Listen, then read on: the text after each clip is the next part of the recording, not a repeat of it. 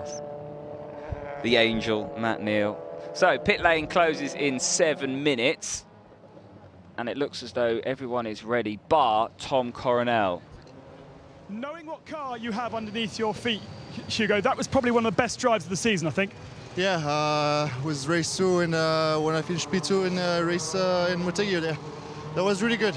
Very happy. We're very happy to keep Seb behind, and that also the other Chevrolet are quite far back. Because really good start, really good move on the second turn. Was very happy about that, and I think that was the key of the race. After I was just driving and keeping Seb behind, which I managed to do. So very happy. Now I have to do a good race in race 2 to finish the year on a good note. Have a good one. Thank you. So Hugo Villant will start on the 4th row in 7th place. And there is confirmation of the Yokohama Drivers' Trophy. 2 points between Norby Michelis and Mehdi Benani. Michelis with 8 class wins to Mehdi Benani's 7 now. And they will start 5th and 9th. Yeah, Chilton was in with an outside chance into race 1, but he's out of it now, so it's really a 2-horse race going into this final one of the night.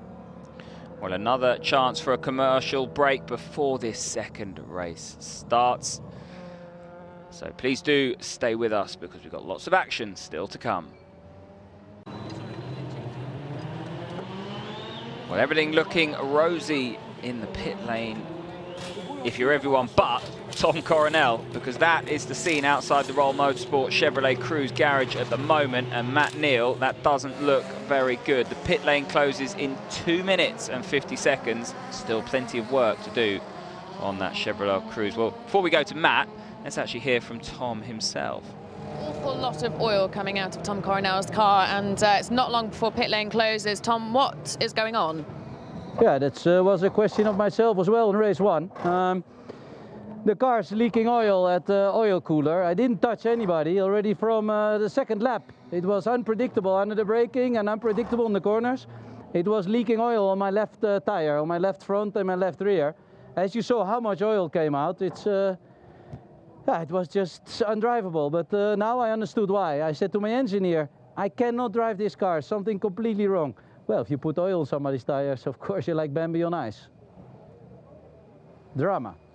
Drama. Finally, we had a good starting position. Last race is always important. And I got this. Thanks, Tommy.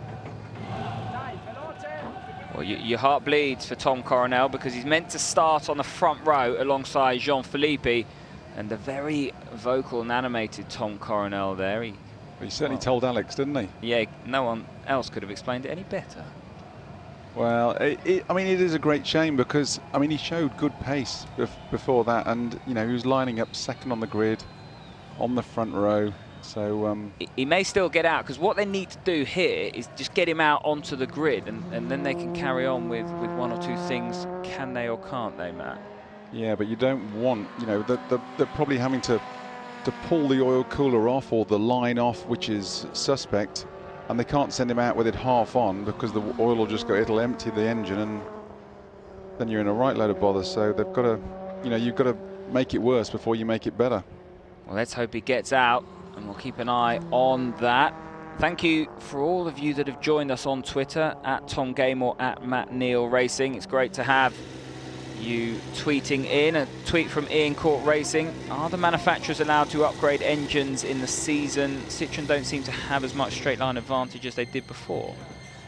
They are carrying 60 kilos of weight, and, you know, weight has a big bearing on acceleration, on braking, as well as cornering. I mean, they're getting his wheels and tyres out, but they're not going to get him out in time. With 20 seconds left to go, they haven't even got the wheel arch liners in yet, so which are very, very critical for all the aero in there. So Tom is going to be starting from the back of the grid, unfortunately. So heartbreak for any Tom Coronel fans. That Roll Motorsport Chevrolet Cruze is not going to get to the pit lane exit, and the light has gone red. The time has counted down. He'll have to start from the pit lane, not the back of the grid, Matt. Will he be allowed out? That's a good point. And his head shaking there, and Oh, I can't begin to Unfortunately, that imagine. seems to spell out Coronel's year. He's been there with flashes of speed and brilliance, but it just, some years it doesn't go with you. You know, like we've got Pachito Lopez, who's driven impeccably, but it's gone his way. If there's a, you know, if he's got involved in a big load of fracas in the middle of the pack, he seems to slip his way through and come out the other side. Coronel's had one of the opposite sort of tones of year. Yeah, it's heartbreak for Tom Coronel. A story of what could have been. But for Jean-Philippe, he now is on that pole position all by himself.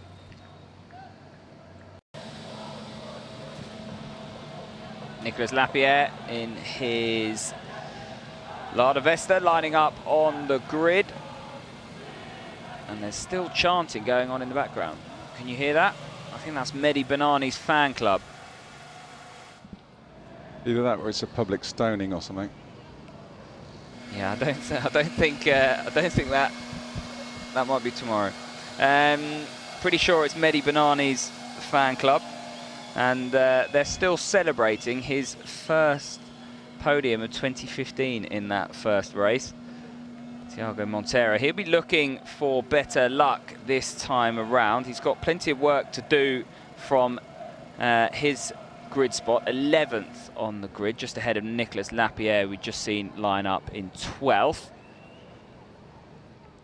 Jose Maria Lopez, because of the top 10 being reversed in Q2, is starting 10th. Now, you've got a stat about that, haven't you, Matt, regarding Jose Maria Lopez's second race performance? Yeah, he's only won one race, one second race of the day this year, which was at Paul Ricard in France. So he's shown blinding speed. He's finished on the podium a few times, but actually getting to the top spot once he's had to start at the back, you know, he struggled coming through the traffic. So, you know, the one thing about this race, the gloves are off. Everyone wants to win it. You know, if your car comes back with a few things hanging off it, then, you know, who cares? We'll just put it in the container and we've got all winter to sort it out and get it re-prepped. So I would imagine there'll be, well, hopefully for us, but there could be a last day of school one for this one. Everyone's going to want, this is their last chance of the year to get a win. And the fans in the Sebastian Loeb grid spot, Mehdi Banani there, lining up in 9th. Sebastian Loeb mooted to be on his way out, certainly from the factory squad, and I'm pretty sure he will not stay at Sebastian Loeb Racing, or pretty sure he will not go to Sebastian Loeb Racing. I'll give you a clue. The driver who is being rumoured to fill a berth at Sebastian Loeb Racing next year is actually on the grid for this second race. That'll keep you guessing for a while. Oh, you're just a tease, Tom, aren't you? That's what they all say. Hugo Vallant, after his epic performance in the first race, will be 7th on the grid. It's good to see the Chevrolets going well here in the final round. I know they're not carrying any ballast, but nevertheless, it's a good sign for next year. We could have Volvo joining us on the grid as well for 2016. How good is that, Volvo? Volvo announcing, or have announced a 2-car team, full factory backing to come back with Polestar, so that's great. And there are other manufacturers looking at it. People have asked us questions, which ones, but that's we have to keep our mouths shut for that, which is, I know it's hard for you, Tom. It's even harder for me. We haven't got Haven on the mic, so it's impossible. But no, I mean, Volvo are in, and that's fantastic. You know, they're coming back with 2 Swedish drivers, so it's going to be a real nationalistic thing. And as I say, other manufacturers looking hard at it. Patriotic. And I remember Volvo competing in British touring cars in the Super Tourer era, and the car Polestar have announced with looks absolutely beautiful. New TC1, and it's a real peach of a thing. If anyone hasn't seen it, you can if you search for it, it's on the internet already, pictures. So got a question from Krzysztof Wozniak. I do apologise, I haven't pronounced that right. What's the main difference between NGTC and TC1 and TCR? Oh, it's a massive difference between them all. You'd have to say TCR they're all turbocharged now these days. TCR is more of a production-based, what they would call old Group N formula. They're still very quick. WTCC is more of a spec part formula, trying to keep the cost down, but still quite highly modified, and probably they're a little bit quicker. And then TCR is all guns blazing, you know, big aero, bit lighter, much more expensive for the World Championship. So it's, in cost terms, TCR is affordable, BTC is pretty expensive, and WTC is getting really up there with the big dollars. So it's there's arguable points for all the formulas in there, but TCR is making some progress around the place now. Indeed. Well, that's why you're sat here in the Eurosport commentary booth, because you're a fountain of knowledge. Now, Gianfilippi has got that front row all to himself. Looks as though Tom Coronel, who would have been filling that berth, is looking to start from the edge of the pit. And look at the rubber there on the grid spot. That just shows you what the drivers are trying to do when they line up just behind the white line. Poor old Gianfilippi looks a bit lonely there on the front row, doesn't he? Yeah, I mean, the important thing for him now is he can get the launch on Ivan Muller and Marc-Quing Hua. Well, one more chance to get a commercial break, our last commercial break under our belts, and then race 2 will be live. Gianfilippi leading the field round here in Qatar for race 2 of this 12th round of the 2015 FIA World Touring Car Championship. The final race of the year. It's very much the last day of school now, isn't it? And anything can happen. I think we're going to join Norbert Michelis again. He was so good first time around. Enjoyed the first race. Now we're just on the warm-up lap for the second one. Should be an exciting one because, as you saw in the first one, it's a big battle for the Yokohama Trophy. We are very close with Mehdi. I will do my best to score as many points as possible, also in the overall standings. Please hold your fingers crossed and enjoy the show. Bye-bye. If he went on any longer, we'd be out of a job, Matt. He gets better and better, doesn't he? He's giving us thumbs up and, you know, I was about to say the finger, but, you know, #1. And, you know, considering you know, 5 years ago he couldn't speak English, and now he's driving around giving us a commentary in a foreign language. And now he's better than you. Well, he's out there doing it, isn't he? So. No, not at driving, I meant at talking English. Well, anyone's, yeah, probably understand him better than me. It's that Birmingham accent. So, as the cars line up on the grid, Gianfilippi will fill the front row all by himself. And then it'll be Ivan Muller and Marc-Quing Hua on the second row. Then it's Norby Michelis and Nicky Katzberg on the third row.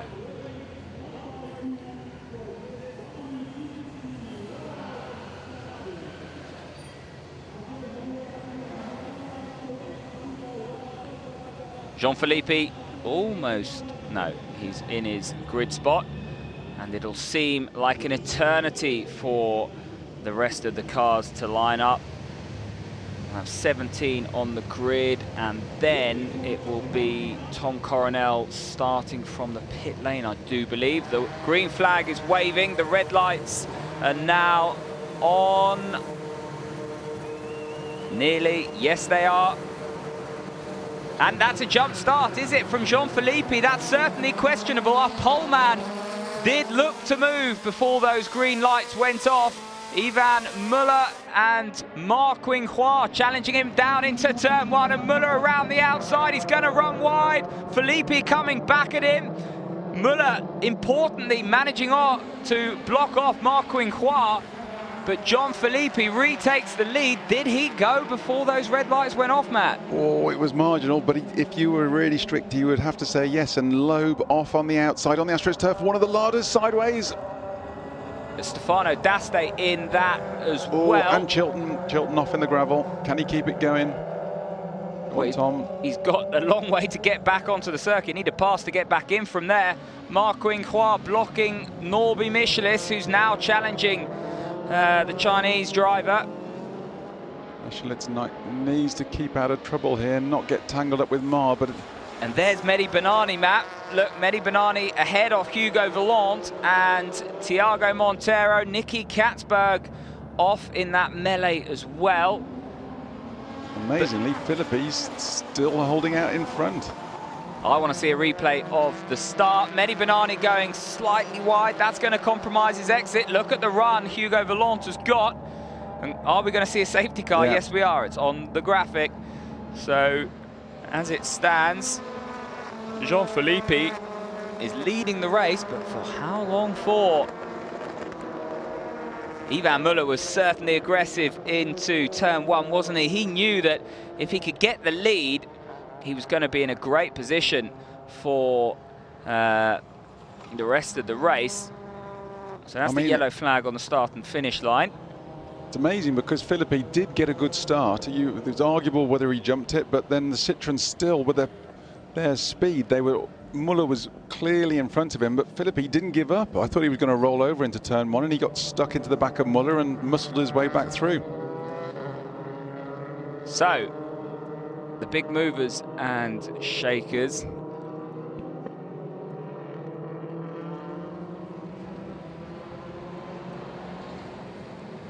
Safety car is out here in Qatar. We've had an incident involving Stefano D'Aste, Nicky Katzberg. Tom Chilton was in that as well, but has rejoined further down the field. Jean-Philippe it is that leads. Big movers and shakers. Tom Coronel didn't start from the front row, so he started from the pit lane. He's now 15th, ahead of the recovering Chilton, who went a long way off. These gravel traps, very, very large indeed. Still better than hitting the barriers, though. Just means we've got to follow old Bruno. Here we go. Now, we want to see the lights as well, because for me, he was definitely moving. Look.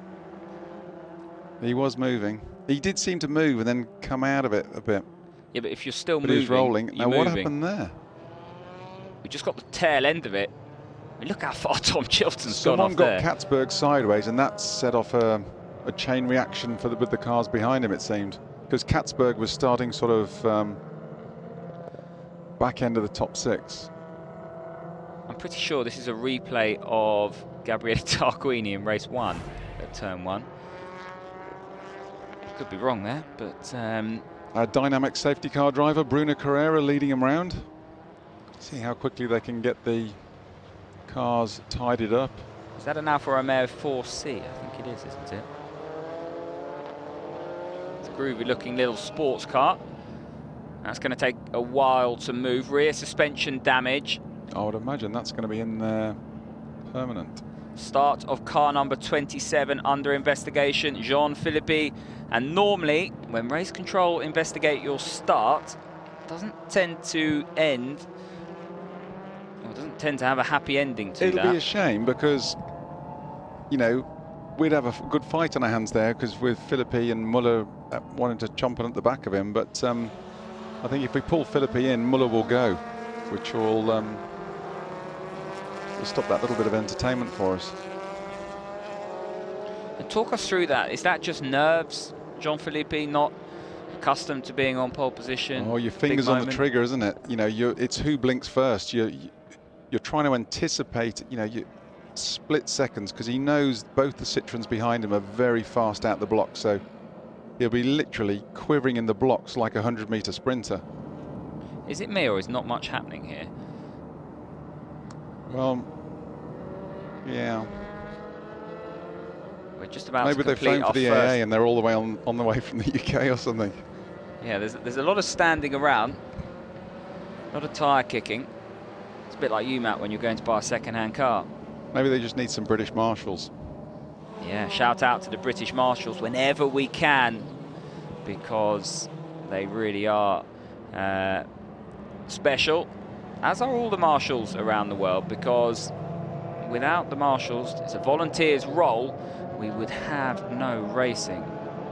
And I think a lot of racing drivers forget that in the heat of the moment. So all those marshals out there, big shout out to you. And Jose Maria Lopez just carrying some damage. He's down in 12th, he started 10th. So his trend of not doing it in the second race continues at this juncture. Yeah, someone just sent a question in.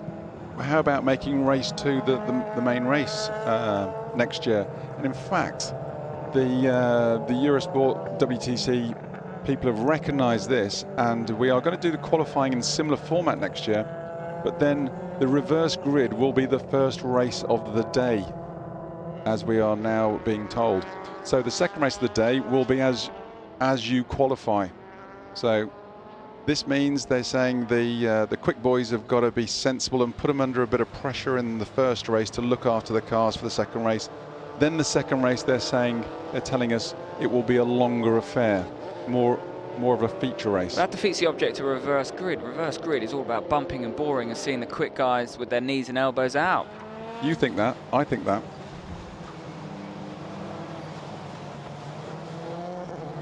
Nasser Al Attiyah on screen getting plenty of coverage. He is the home boy. The other change we're getting for next year, Tom, just while we got the safety car out, is the maximum weight at the moment of 60 kilos. The balance and performance weight, which the Citroen's carrying there, on about upping to 80, so increasing that, and that will then be further reviewed race by race. So they've got the right to increase it, decrease it as they see fit, but they've got to be careful adding weights because it will increase brake wear. You know, it could push the tyre to the limits of its envelope. They're only designed to carry so much weight with the heat, especially in these hot climates. Yeah, that was a really good point you raised off air. And what you will get also is excessive brake wear and so on. 80 kilos is a huge amount. I mean, I don't even weigh 80 kilos, so... in your dreams. I don't. It's that red wine. Another question on Twitter. Thanks so much for all of you tweeting in and joining us at Tom Gamer and at Matt Neal Racing. Franco Liners saying, will the FIA remain a front-wheel drive only series? That's a good question. We'd love to see the BMWs back. We're going to hear from Nicky Katzberg first, though. Very disappointed faces down here in Lada, but also very confused faces. One from Nocci, who doesn't have a clue what happened there. You believe that you got hit from behind, but you don't know who by. No, I think this was the best start of the season for me. I got off the line really quickly, kept in P5, and then in turn 1, I ran a bit wide. I touched, I think, a Citroen on the left, and then in turn 2 I just turned in and got a massive hit from behind, sideways. Then my rear left wheel was off or loose, and then yeah, I just tried to go on the side because I knew I was out, and then Dust, I think he could not avoid me, he didn't see me. So big hit. Yeah, that's really unfortunate. I was hoping for a good result. Finally good start. We have had the pace all weekend long, so it's not a nice way to finish the season. You feel okay physically? Oh yeah, definitely. Good. Thanks, Nocci. So Nicky Katzberg clattered in turn 2, and there's Stefano Daste. Look at that brilliant race suit. Resembles a pinstripe suit and a red tie. Because I saw him. Let's listen to what he's saying. Tire broken, and I thought, oh shit, now he will turn.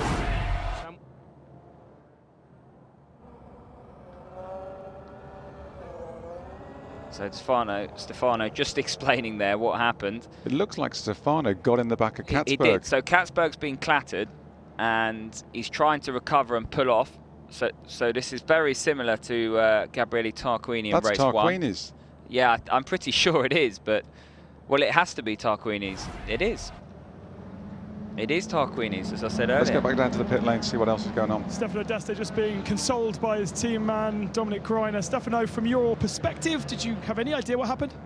No, I don't know, because when the Nicky car appeared in front of me, he was already on one side. He was sliding because I saw one wheel in the back that was broken. And I felt like somebody touched me in the back, and my car started in oversteering because I was trying to pass him on the right. And when the car started in oversteering, I controlled the car turning on the left. But when I came back, I crashed in the car of Nicky. That was he was in front of me like 90 degrees, and he couldn't disappear. I couldn't push the disappear button, so there were no chance. It's been a disappointing weekend for you, considering yesterday's great performance. Yeah. We had a great performance. I was really happy. I'm still happy because we showed that we can be very quick working in a hard way. And yes, in second race could be better. But you know, starting from the back is always not easy. And race 1 was really good. We did a very good race, a good fight. But yeah, race 2, it is a little unlucky. Yes, and probably in the front they did. I don't know who touched Nicky, because when he appeared, he was already with the car broken in the back. Thanks very much, Stefano. Yeah, ciao. So plenty of insight there from Stefano D'Aste, and very much the character of World Touring Cars with that pinstripe suit. He's also got a Captain America one, a Lederhosen one, and really is the life and soul of the party. If one thing Stefano can do, he can talk. Ben was off camera there, and I can see Ben snatching the microphone back off him very, very quickly. But yeah, good insight. Yeah, so still under safety car conditions because of a crash between Stefano D'Aste and Nicky Katzberg. Tom Chilton also involved in that, but he's recovered. Good to have Paul O'Neill watching, although he's claiming I'm 180 kilos and not 80 kilos. So don't worry, Paul, I'll get you back. And you just see the dust offline there. Still prominent. And the wind picks up. It's amazing that we are now approaching 11 o'clock as well, local time. Have you ever raced at 11 o'clock at night, Matt? Well, it's, as I say, it's a good job Jimmy Thompson's not in the championship anymore, because he'd be having to pull off for the bar by now. But before they shut. Yeah. For his Rosewater. Exactly. There you go. That's all we're insinuating. So did I see the safety car lights out then? Let's hope so, because it was a fairly innocuous accident. No, they're still burning. But John Filippi under investigation. The car that leads because of a potential jump start. So Jean Filippi in his Campos Racing Chevrolet Cruze. They're obviously deliberating about it a fair bit. Well, the safety car will be in this lap, so Filippi will have been told that. That's why he's trying to back the field up. He's leading Ivan Muller. Marquin Hui is in third place. Then it's Norby Michelis, and that's important because Michelis ahead of Mehdi Banani, who's in sixth. They've got Sebastian Loeb between them. Sebastian Loeb fighting Ivan Muller for second place in the main championship. The safety car has pulled off, and Jean Filippi has gone very early. And on board with Norby Michelis. Plenty of oversteer, and look, Filippi having to just back off because actually the safety car not quick enough, but nevertheless safety car into the pit lane. Jean Filippi will lead lap 6 across the line. Let's see the power of these Citroens now. They've got the good run in, they've got a good slipstream down the start-finish straight, so Filippi's going to have to go defensive into here. So Filippi defensive, and he's got Ivan Muller challenging up into turn 1. There's contact. Filippi goes around. And has Muller stayed on the track? Yes, he has. So poor old Jean Filippi. Did he come across on Ivan Muller? Ivan Muller looked to have got a good run on the Frenchman, but the pair of them come together, the countryman, into turn 1. That was quite unbelievable. Filippi opened the door, left it open, and then just went for the apex when the Citroen's on the inside. So that's what I said. It looked for me that Filippi came across on him. Muller had a good run on him. It's like he didn't use his mirrors at all. Wasn't even aware Muller was there. That's what happened. If you're going to defend properly. Don't give the car behind an opportunity. Once they're alongside, you can't do anything about it. Filippi, though, spun around on the restart into turn 1. Let's have another look at that. And he's also got a drive-through. So when when it rains, it pours. So You know from something, bad to worse. did he get that communication through the radio before the restart or something? But, you know, he's got to remember that Muller's going for the positions in the championship as well. So, but I know it's a rough, you get the people go on about the works cars beating up the little independents, and you want Philippi to do well, the underdog and all the rest of it. But that was, yeah, I'm on Ivan's side on that one. Well, here we go. Look. Where was Muller going to go? You can't reverse the car. No, the car's there. You can't come across when you have a car. You have to give the car room. Philippi just goes for the apex when the Citroen's parked on the inside. There's enough room for the pair of them. And, well, we wait to hear from Felipe after the race on that one. As it stands, Ivan Muller leading them from Marquin Juan. Muller lucky to really keep that lead, because almost got offline into turn one. And that gives Norby Michelis third place overall. Michelis in the black car there, the Zengo Motorsport Honda Civic. I tell you who's been very conspicuous by his absence from the front this race is Pachito Lopez, currently down in 11th position. Whether he picked up some damage on that opening lap or something. Oh, Norby running wide there, picking up some dust on his tyres. Needs to keep it neat and tidy, otherwise he's going to have Loeb all over the back over him. And if Loeb does him, then Bernani's got the chance to do too. Now, Bernani is in the best seat in the house here. You can just see him with the red, green and white liveried Citroen LSE. There he is, Mehdi Bernani, number 25. And he's got Sebastian Loeb ahead of him in the factory Citroen, and his championship rival, Norby Michelis, ahead of him in the black Zengo Motorsport Run Honda Civic. So Mehdi Bernani will be hoping that Sebastian Loeb can catch Norby Michelis and start to put him under pressure. For Norby Michelis, it's a difficult dynamic here. He can't afford to just leave the door open, but he can't afford to be too defensive, because if Sebastian Loeb gets rid of him, so to speak, then he could drop behind Mehdi Bernani. Mehdi Bernani needs to finish ahead of Norby Michelis to clinch this Yokohama Drivers' Trophy, which is for independent drivers. Last lap round, Michelis was the fastest car on the circuit, so he's obviously found some race pace in that Honda of his, so he can sort of just calm himself down, you know, drive a clean race. Oh, who was that? Huffy getting out on the loose stuff. You don't want to give Jose Maria Lopez an opportunity, because he'll grab it with open arms. Huff trying to go defensive here in the yellow Lada Vesta. Jose Maria Lopez in that white work Citroen, and Rob Huff with a massive oversteer in the middle of the corner, and that's the sort of balance that he's been battling with all weekend.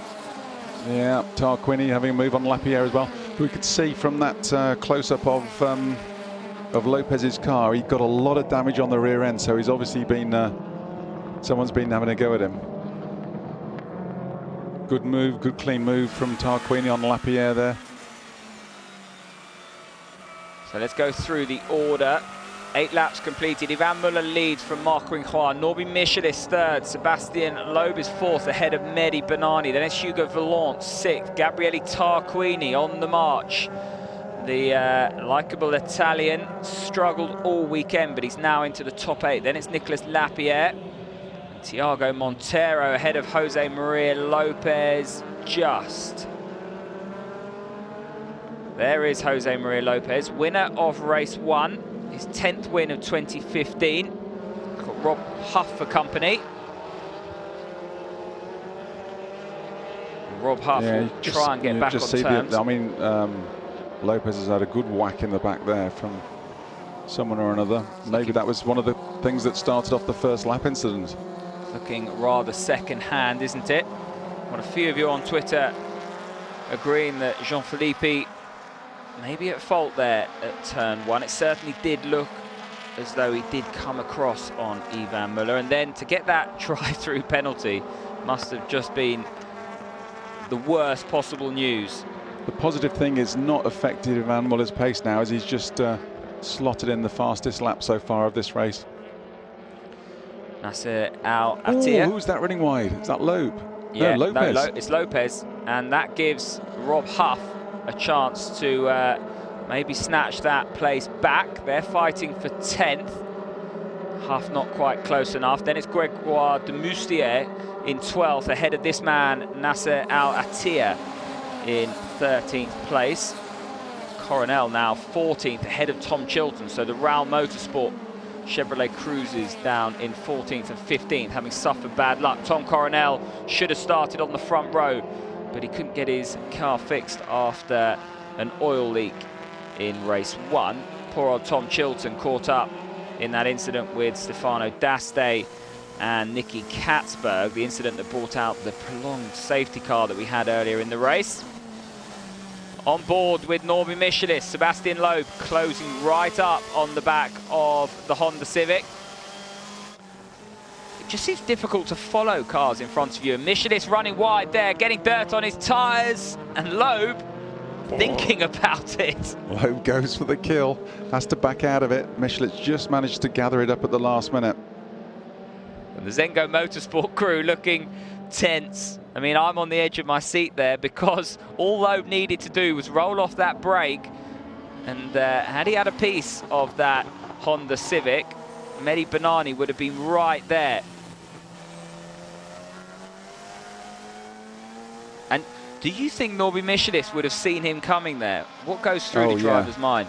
Yeah, you're fully aware hit. of what's going on around you. You're trying to drive your own car at the limit, but you're also got to be aware of the 360 environment around you and who's doing what. And he's going to know where Loeb's strong. 5 laps left, and he's out Michelis over the wide outside again. This is where Honda has been struggling.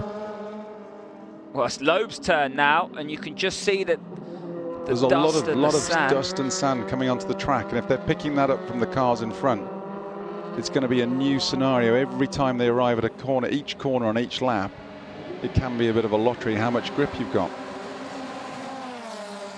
Seems to me it's difficult with the aero aids that these World Touring cars have to follow. 4 laps to go, 4 laps for Michelis to survive, 4 laps for Banani to mount the attack, but Banani doesn't have to mount the attack. All he's got to do is rely on Loeb to do that for him. Yeah, last day at school, 4 laps of the 2015 championship left, and we have a championship at stake, so do not go anywhere, because things could happen very, very quickly here. Norby Michelis ahead of Mehdi Banani as it stands.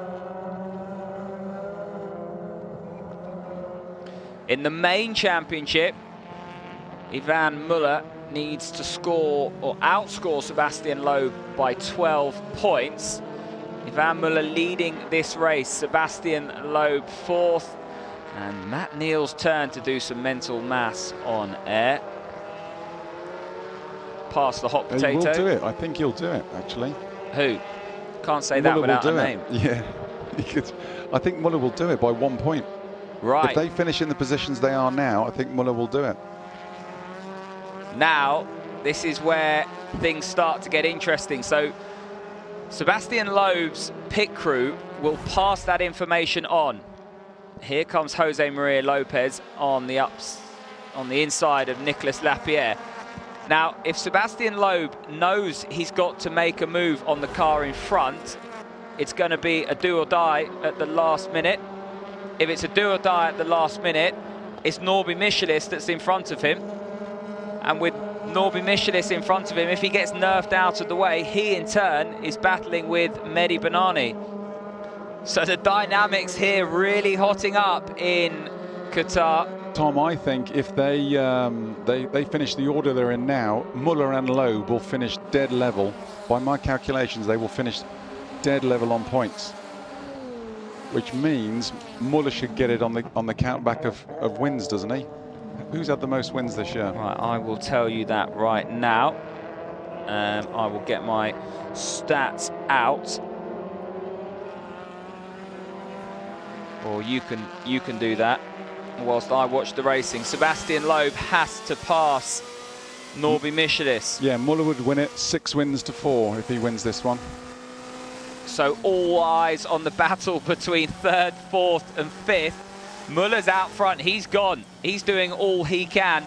But what Sebastian Loeb can do is rob Huff returns to the pit lane. That Lada Vesta obviously crying enough, and it's going to be rolled back into that Lada Sport Rosneft garage.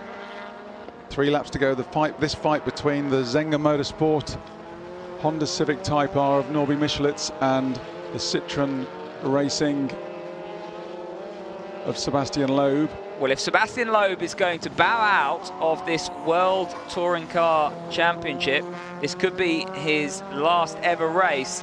He will want to do it with 2nd place in the championship. Poor old Norby Michelitz has got a big bully on the back of that car. It's all to play for. The Elise is working well. Citroën Elise is working well.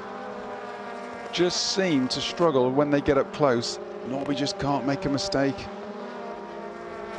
He's using every inch of the circuit and every inch of curb at the moment. Well, Franco Liners has tweeted in saying, will Sebastian Loeb help Mehdi Benani? Well, by helping Mehdi Benani, he'll be helping himself, because Sebastian Loeb needs to overtake Norby Michelitz. If Sebastian Loeb overtakes Norby Michelitz, that allows Michelitz into the clutches of Mehdi Benani. If Mehdi Benani passes Norby Michelitz, then Benani will be crowned the Yokohama driver champion. Let me get my words out. It's all becoming a bit too much. It is late at night. Late at night, and it's exciting. I haven't been Chilton to the bar. back in the mix again now. And he's back up to 13th place, so he's been going well, considering that one off. He was fortunate he had the pace car to let him catch up. Ooh, Montero thrown it down the inside of Lopez. Not quite. Lopez is probably enjoying having some action.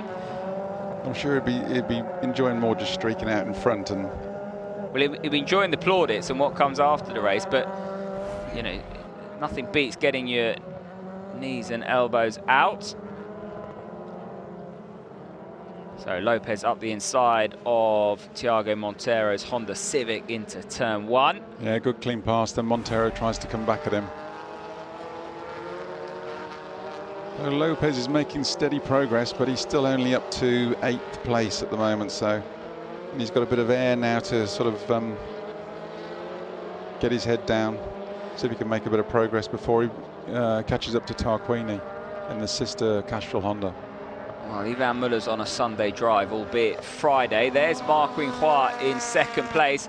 Norby Michelitz driving superbly well, showing his class, the Hungarian here, in that Honda, because Sebastian Loeb can't get near him. And that is rather ominous for Sebastian Loeb and also Mehdi Benani. Mehdi Benani in the Sebastian Loeb Racing Run Citroën behind Sebastian Loeb in the factory Citroën, and both of them need to get past the car that we're on board with, the black Zengo Motorsport Honda Civic of Norby Michelitz. There they are on the straight. There is Michelitz.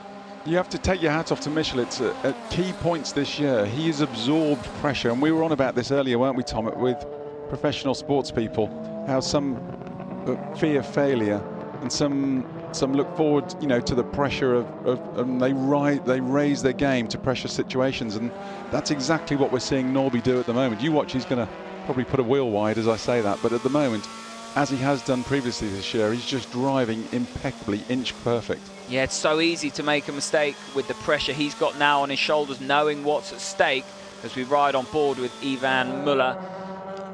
But Norby Michelitz showing his class. You can't take anything away from him. Sebastian Loeb just can't get near enough.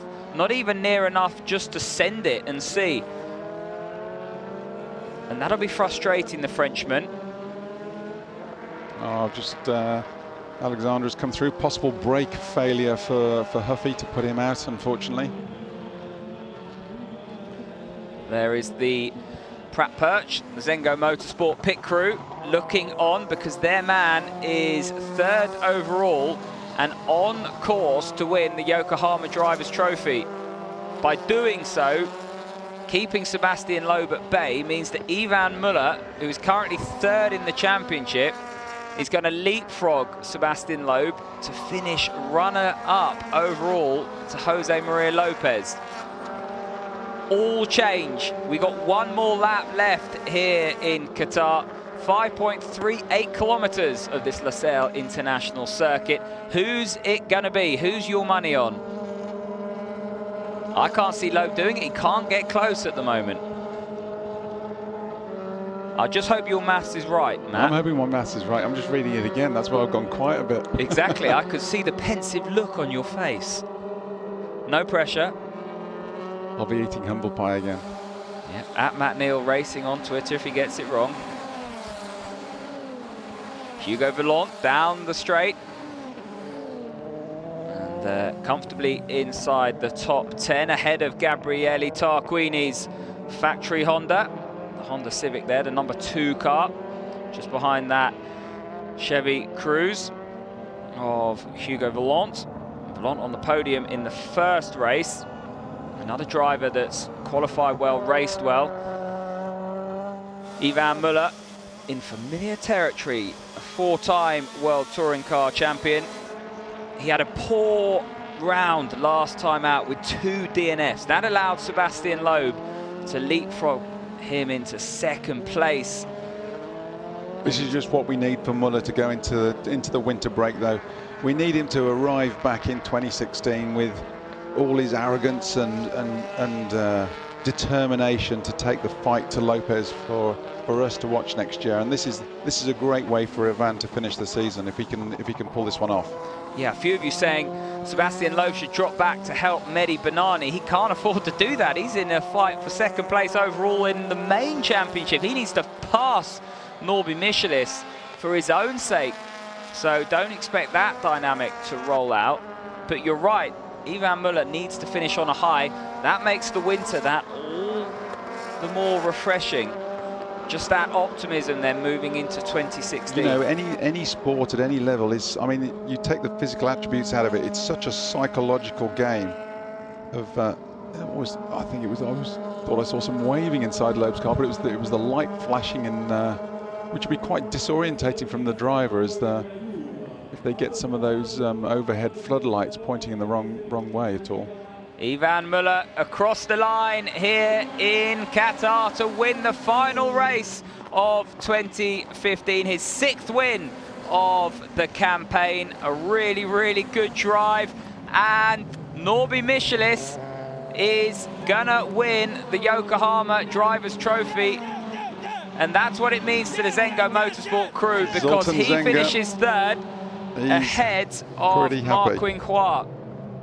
Zoltan Zenga, the boss of Zenga Motorsport there, he's a happy bunny. I think they'll have a good party. Alan Pross has tweeted in saying, was that someone crunching their gears or was it Matt Neal doing maths? You can see the cogs whirring.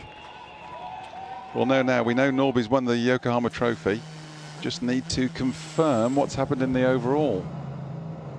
And that was a fantastic drive by the Hungarian.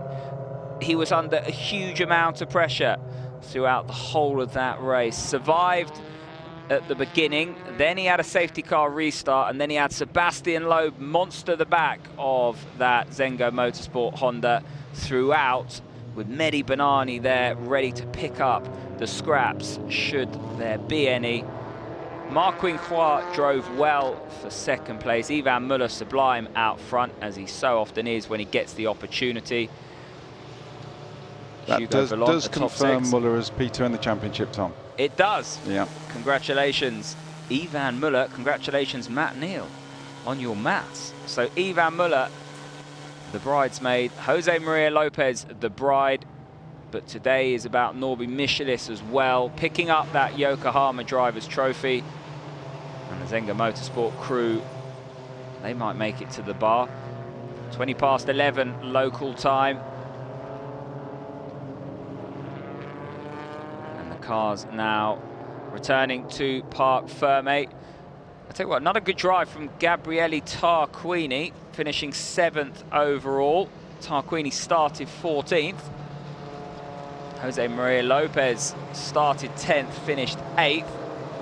So race 1 winner not really benefiting from the reverse grid. Tom Coronel started from the pit lane up to 12th. The recovering Tom Chilton 13th.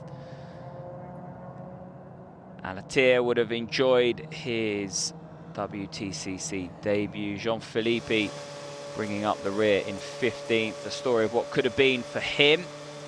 And as you mentioned earlier, Tom, you know, as we come back looking forward for next year, we've got Volvo arriving, we've got other manufacturers looking, we've got other teams, so there's going to be a bit of a shake about. There's going to be a few drivers staying where they are. There's going to be a few drivers jumping around between teams, and so I think we've got a lot of stuff, a lot of hard racing to look forward to next year. So we're going to leave quickly here on Eurosport International. Ivan Muller it is, who's won his 6th win, or 6th race of 2015. Well, that's it from me, Tom Gamel, and Matt Neal for the 2015 World Touring Car Championship. The finale has been a great event here in Qatar, the first time under the lights at the Losail International Circuit. Jose Maria Lopez, your champion overall. Ivan Muller, 2nd. Those two will be back to battle in 2016. But as we said, from myself, Tom Gamel, and Matt Neal, we look forward to seeing you next year.